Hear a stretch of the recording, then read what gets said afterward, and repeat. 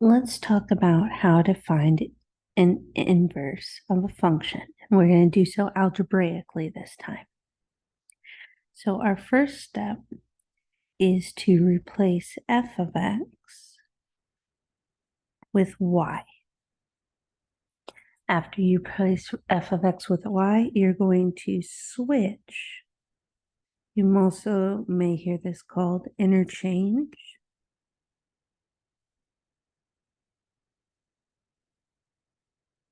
X and y. You're going to solve your new equation for y and replace y with our inverse notation, f inverse of x. If you do not do this last part, you're not completing the problem. And if you need to verify if two functions are inverses, you need to find both f of g of x, so fog, and g composed with f of x, golf. And if they both equal to x, then they are inverses.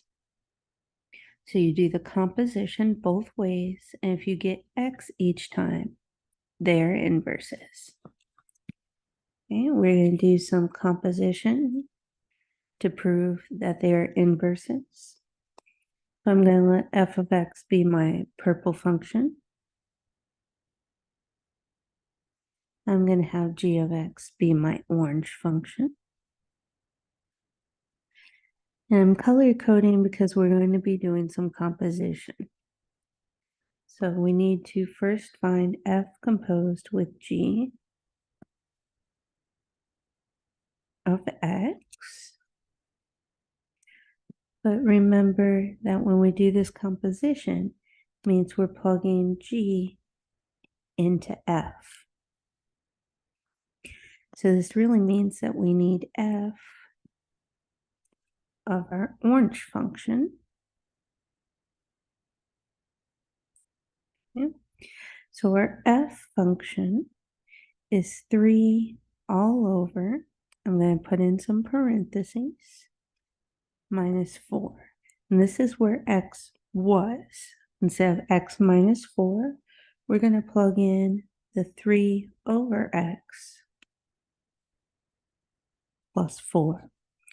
Because we do not have anything in front of the parentheses that we need to distribute, our next line, we're just going to drop the parentheses.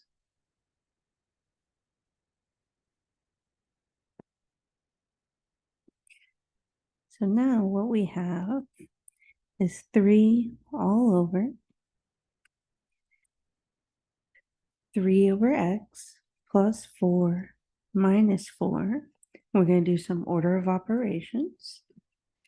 The plus 4 minus 4 can go away. That gets us 0.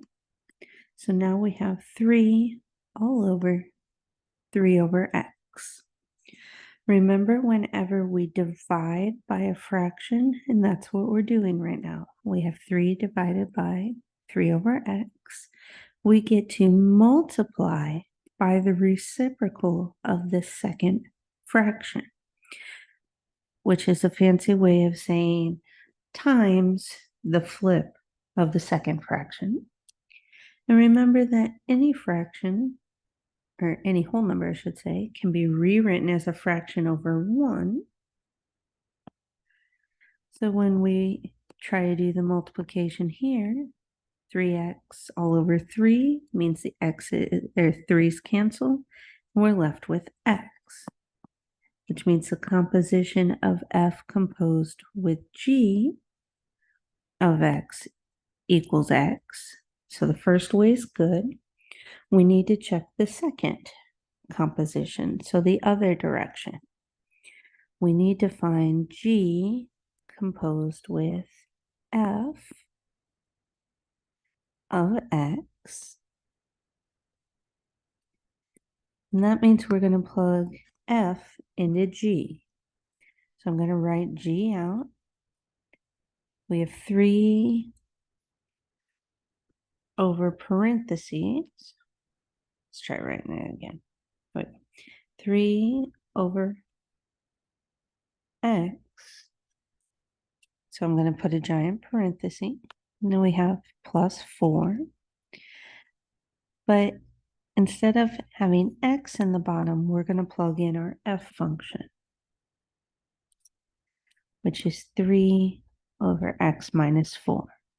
Now we can't cancel the 4's right now because the one on the right in orange is big. The one in purple is small and stuck inside a denominator. But what we can do is to rewrite our fraction because we have 3 divided by 3 over x minus 4, and then my plus 4 comes down, which means when we divide by the fraction, we're going to be multiplying by the reciprocal, which means that x minus 4 over 3 shows up.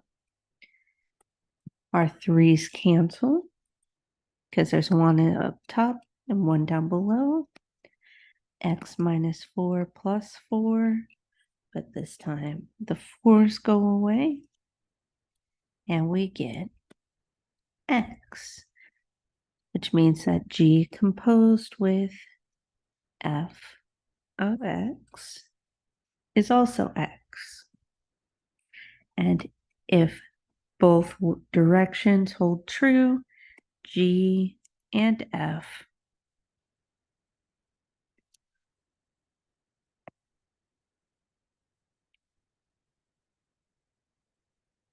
are inverses.